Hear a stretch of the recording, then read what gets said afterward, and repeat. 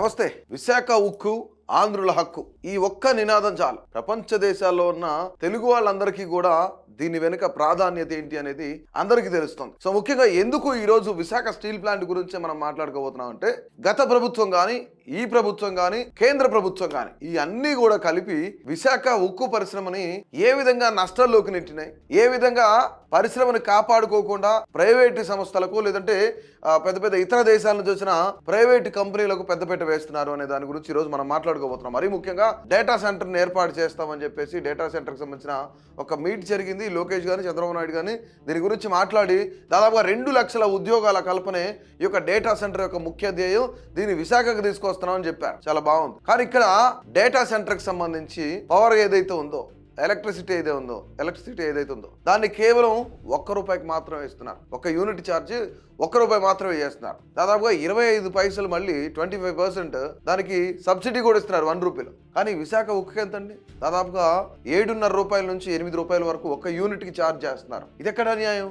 ప్రపంచ దేశాల నుంచి ఇతర కంపెనీలు తీసుకురావాలి, ఉద్యోగ కల్పనలు చేయాలి, ఫారెన్ డైరెక్ట్ ఇన్వెస్ట్మెంట్స్ ఏవైతే వాటన్నిటిని చేయించాలి, చాలా వెల్ అండ్ గుడ్. కానీ మన కంపెనీని, మన విశాఖపట్నంలో ఉన్న కంపెనీని మనం పట్టించుకోకపోవడం అంటే ఎంత హాస్యాస్పదం చెప్పండి. అంటే ఒక పక్కన కంపెనీ నష్టాల్లో నడుస్తుంది, ఒక పక్కన వేలలో ఉద్యోగస్తులు తీసేస్తున్నారు.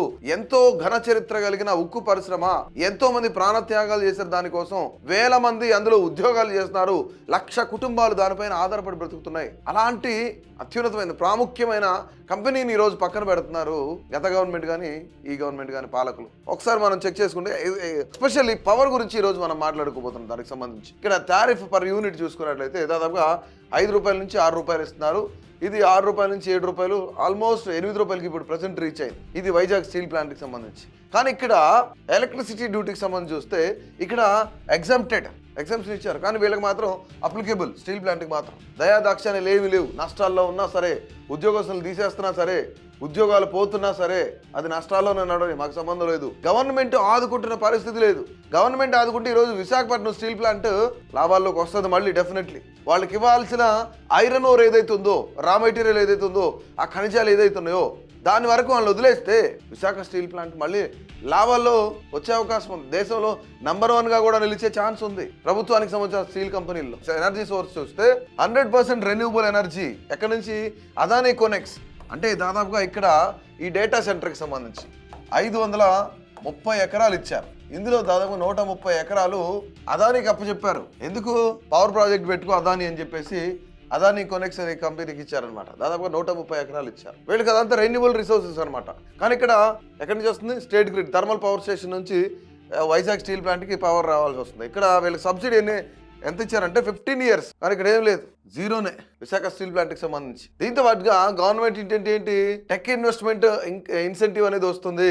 అసలు ఇక్కడ ఒక పాలసీ అనేది లేదు, ప్రభుత్వం పాలసీనే తయారు చేయట్లేదు దానికి సంబంధించి. ఇక్కడ ఇంకోటి ఏంటంటే 1,88,000 ఉద్యోగాలు వస్తాయి అనేది గవర్నమెంట్ చెప్తుంది. అసలు ఇక్కడ ఉన్న ఉద్యోగస్తులకి గ్యారంటీలు లేవు.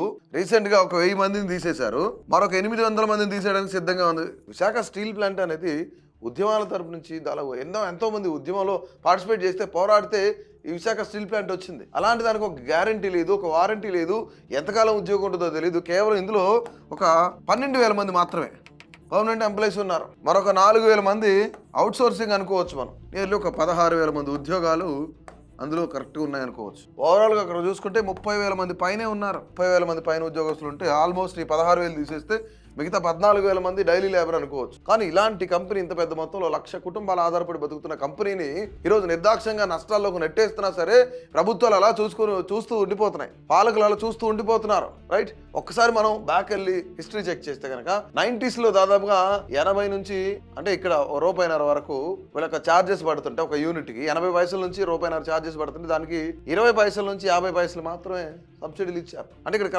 క్రమక్రమంగా పెరుగుతా ఉన్నాయి, వీళ్ళ సబ్సిడీ మాత్రం తగ్గుతా వస్తుంది. చూడండి, ఇక్కడ ₹1 తగ్గి 50 పైసలు తగ్గించారు. ఇక్కడ 50 పైసల నుంచి 75 పైసా, అంటే కేవలం 15 పైసలు. ఎప్పుడు 90s 1990s స్టార్ట్ చేస్తే 2025-26కి సంబంధించి ₹1 నుంచి 75 పైసలు మాత్రమే ఇస్తున్నారు సబ్సిడీ.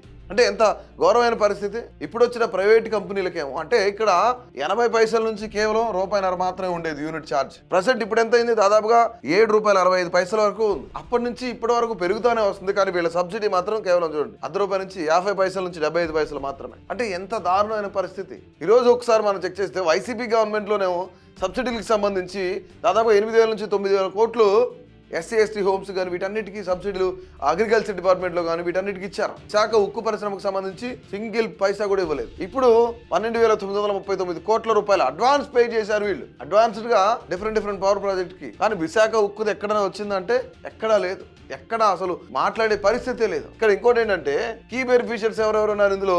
అదానికి వైసీపీ గవర్నమెంట్ లో 2019 నుంచి 24 వరకు అదానికి ఐటీ టవర్స్ కి, మ్యానుఫ్యాక్చరింగ్ క్లస్టర్స్ కి వీటన్నిటికీ సబ్సిడీలు ఇస్తానే వస్తున్నారు. TDP government multiple IT firms, TCS, Cognizant, manufacturing units ఇలాంటి వాళ్ళందరికీ కూడా వీళ్ళు కూడా రాయితీలు ఇస్తున్నారు. ఉక్కు పరిశ్రమ మన పరిశ్రమను మనం కాపాడుకోవాల్సింది పోయి ప్రభుత్వం ఆదుకోవాల్సింది పోయి ప్రభుత్వం కనీసం ఆదుకునే పరిస్థితి లేదు. ఉక్కు పరిశ్రమ గురించి సంబంధించి దాదాపుగా 2,200 కోట్ల రూపాయలు అదానికి క్యాపిటల్ సబ్సిడీ ఇచ్చారు. కానీ వీళ్ళు మాత్రం చూడండి 12 నుంచి దాదాపుగా 44% వీళ్ళు కూడా సబ్సిడీ ఇస్తున్నారు ఇప్పుడున్న కూటమి గవర్నమెంట్ కూడా. ఇక్కడ 1000 కోట్లు పవర్ సబ్సిడీ చూడండి, 1000 కోట్లు ఇయర్లీ ప్లస్ డ్యూటీ ఎగ్జామ్షన్ వీళ్ళకి 15 ఇయర్స్ ఇస్తే ఇక్కడ వీళ్ళు మాత్రం 15 సంవత్సరాలు ఇచ్చారు అనమాట. ఇక్కడ ₹1 యూనిట్ ఇస్తున్నారు 2 ఇయర్స్ ప్రకారం. అందులో మళ్ళీ 25% మళ్ళీ సబ్సిడీ ఇస్తున్నారు ఈ ₹1 కూడా. ఎక్కడా కూడా పరిశ్రమ గురించి అసలు బాధపడేది లేదు, మాట్లాడుకునేది లేదు. అసలు ఆ కంపెనీని కాపాడుకుందాం అనే ఆలోచన కూడా ఎక్కడ చూడండి. దాదాపుగా ఎంప్లాయ్మెంట్ లింక్డ్ సబ్సిడీ చూస్తే వైసీపీ గవర్నమెంట్ 25,000 ఉద్యోగాలు వస్తాయని చెప్పారు. IT jobs by Adani company నుంచి 25,000 ఉద్యోగాలు వస్తాయని చెప్పారు. ఎన్ని వచ్చినాయి? ఎన్ని లక్షల ఉద్యోగాలు వచ్చినాయి? ఎన్ని వేల ఉద్యోగాలు వచ్చినాయి? అది అందరికీ తెలిసిందే వైసీపీ గవర్నమెంట్లో ఎన్ని ఉద్యోగాలు వచ్చినాయి. ఇకపోతే ఇప్పుడు కూటమి ప్రభుత్వంలో దాదాపు 3 లక్షల ఎంప్లాయీస్ బెనిఫిట్ పొందుతారు దీనివల్ల అని చెప్తున్నారు. విష్ణుకుమార్ రాజు ఏం మాట్లాడుతున్నారు? డేటా సెంటర్ వల్ల లక్షల ఉద్యోగాలు వస్తాయి అనుకునేది అపోహ మాత్రమే. కేవలం 2,000 ఉద్యోగాలు వస్తే చాలు, అది గమనార్హం అని చెప్తున్నారు ఆయన. డేటా సెంటర్ వల్ల లక్షల ఉద్యోగాలు అనేది రావు అనేది వెరీ క్లియర్. మీ కూటమికి సంబంధించిన నాయకులే మాట్లాడుతున్నారు, లీడర్సే మాట్లాడుతున్నారు. కానీ 1,88,000 ఉద్యోగాలు అని చెప్తున్నారు. ఉద్యోగ కల్పన చేయాలి, ప్రజలను ఆదుకోవాలి. డెఫినెట్లీ ప్రతి ఒక్కరిని కూడా చదువుకున్న నిరుద్యోగులు ఎవరైతున్నారో వాళ్ళందరికీ ఉద్యోగాల కల్పన చేయాలి. ఇప్పుడు ప్రచారం ఏ విధంగా జరుగుతుందంటే కూటమి ప్రభుత్వం 5 సంవత్సరాల్లో 20 లక్షల ఉద్యోగాలు ఇస్తానని చెప్తున్నారు. ఇది ఒక ప్రచారం మాత్రమే. 20 లక్షల ఉద్యోగాలు 5 సంవత్సరాల్లో సాధ్యమయ్యే పనేనా? Is it possible? ఇప్పుడు సంవత్సరం అయింది, ఈ సంవత్సరంలో 2 లక్షల ఉద్యోగాలు ఇచ్చారా? ప్రతి ప్రభుత్వం కూడాను మనకున్న కంపెనీలు కాపాడుకుంటూ కొత్త కంపెనీలు తీసుకురావాలి, యువతకు ఉద్యోగాలు అందించాలి. నిరుద్యోగులు ఎవరైతున్నారో వాళ్ళందరికీ కూడా ఉద్యోగ కల్పన చేయాలి. కానీ అలా చేయకుండా వేరే ఫారిన్ డైరెక్ట్ ఇన్వెస్ట్మెంట్స్ ఏదైతే ఉన్నాయో పెద్ద కంపెనీలు, పెద్ద ఫ్యాక్టరీలు ఇక్కడికి తీసుకొస్తాం, దాంతో లక్షల ఉద్యోగాలు వస్తాయని చెప్పేసి ఒక బూమ్ క్రియేట్ చేస్తున్నారు. కానీ ఇక్కడ నిజంగానే గత ప్రభుత్వం కానీ ఈ ప్రభుత్వం కానీ బూమ్ చేస్తున్నట్లు ఉద్యోగాలు ఎక్కడైనా సరే ఇప్పించగలిగారా? ఉద్యోగాలు ఎక్కడైనా వచ్చినాయా? ఈరోజు ఒక డేటా సెంటర్కి మనం వేల కోట్ల రూపాయలు సబ్సిడీలు ఇస్తున్నాం. ₹1 ఎకరా భూమి ఇస్తున్నాం. 99 పైసలకి ఎకరా భూమి ఇస్తున్నాం. 300 ఎకరాలు అదానికి ఇచ్చారు మన్యం జిల్లాలో. ఈరోజు ఏం జరుగుతుంది? బీహార్లోనేమో వాళ్ళు కూడా అలాగే ఇచ్చి ₹4 యూనిట్ కొనుక్కుంటే మనం 300 ఎకరాల భూమి ఇచ్చి ₹7 యూనిట్ కొనుక్కుంటున్నాం మనం కరెంట్ అదానీ దగ్గర నుంచి. అంటే కేవలం ₹4 ఛార్జ్ చేయాల్సిన యూనిట్ ని జగన్మోహన్ రెడ్డి గవర్నమెంట్ లో దాదాపు ₹14 వరకు కొన్నారు. తీసుకుని ₹4, ₹5 పెట్టి కొనాల్సిన యూనిట్ ని ₹14 వరకు కొన్నారు. అంటే అక్కడ ఏం జరిగింది? ఎవరు దోచుకుంటున్నట్లు ప్రజల సొమ్ము? ప్రజాధనాన్ని ఎవరు వృధా చేస్తున్నట్లు? ఎవరి కోసం ఇంత ఇన్వెస్ట్మెంట్లు పెడుతున్నారు? ఒక యూనిట్ ఖర్చుని డబల్ త్రిబుల్ కొంటున్నారు. ఈరోజు ఈ పవర్ సెక్టార్లో అనేకమైన దందాలు కూడా జరుగుతున్నాయి, అనేకమైన దోపిడీలు కూడా జరుగుతున్నాయి. డేటా సెంటర్ వస్తుంది, ఉద్యోగాలు వస్తాయనే నెపంతో డేటా సెంటర్కి ₹1 మనం యూనిట్ ఛార్జ్ కరెంట్ చేస్తుంటే ఇటుపక్క వేల కుటుంబాలు, లక్షల కుటుంబాలు ఆధారపడి బతుకుతున్న ఉక్కు పరిశ్రమను ఎందుకు కాపాడుకోలేకపోతున్నాం? నాయకులు ఎందుకు దీనిపైన మాట్లాడలేకపోతున్నారు? నేను ముఖ్యంగా ప్రతి ఒక్కరు కూడా ఇది ప్రశ్నించాల్సిన అంశం. ఖచ్చితంగా ఈ డేటా సెంటర్కి ఇచ్చే రాయితీ ఇక్కడ మనం విశాఖ ఉక్కు పరిశ్రమకి ఇచ్చే రాయితీని కంపేర్ చేసుకుంటే ఎవరు అన్యాయం అయిపోతున్నారు? పబ్లిక్ సెక్టార్ అన్యాయం అయిపోతుంది. ప్రజలు ఇబ్బందులు పడుతున్నారు, ప్రజల సొమ్ముని దారాదత్తం చేస్తున్నారు. ప్రతి ఒక్కళ్ళు కూడాను దీని మీద ప్రశ్నించాలి. ఈ యొక్క అంశం ఏదైతుందో దీనిపైన మీకు కమెంట్ చేయండి.